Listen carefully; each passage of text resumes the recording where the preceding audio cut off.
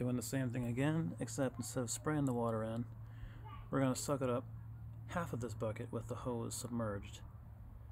And then the second half of the video is going to be with the hose semi-submerged, so it sucks it up kind of in chunks.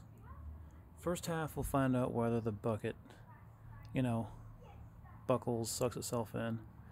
Second half we'll find out whether or not it separates water in chunks. We know it doesn't completely separate it when it's sprayed in. I'm pretty sure solid stream, it'll separate all of it. But kind of half air, half water, I think it'll have some issues.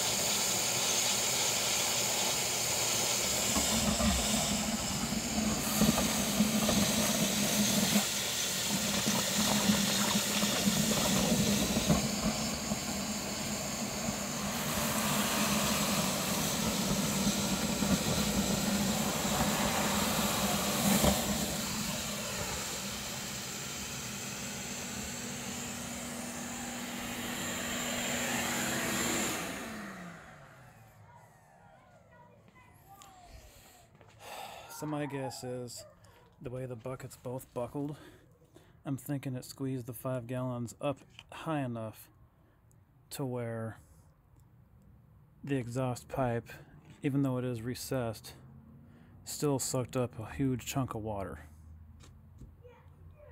So I'm expecting to find about 1/4 of a bucket in here. Yep. And I think that wouldn't have happened if the buckets had not buckled.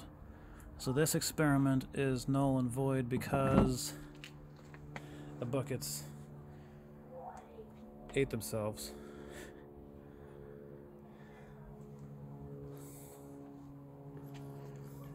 If that didn't happen, I'm fairly certain it would have sucked in the water and filtered it out no problem.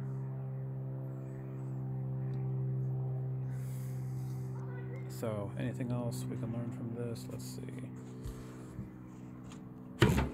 Pull this off. Yep. I am very certain that the buckets collapsing on themselves like that reduced the volume of this bucket, making it so the water was this high and being sucked up by that recessed exhaust pipe up here. Really certain that's what happened. Either that or the vortex being distorted so much inside made it so that the water was just splashing right into the exhaust pipe because it lost its what's the word I'm looking for? Can't be technical here. Roundness, I should say. Pretty much. So usually an experiment is to test a hypothesis, but this one was a fail because of mechanical structural failure. The buckets were not strong enough.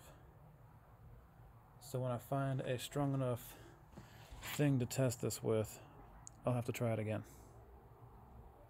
I think it'll work. I think we'll get very minimal carryover into here. This. That's ugly.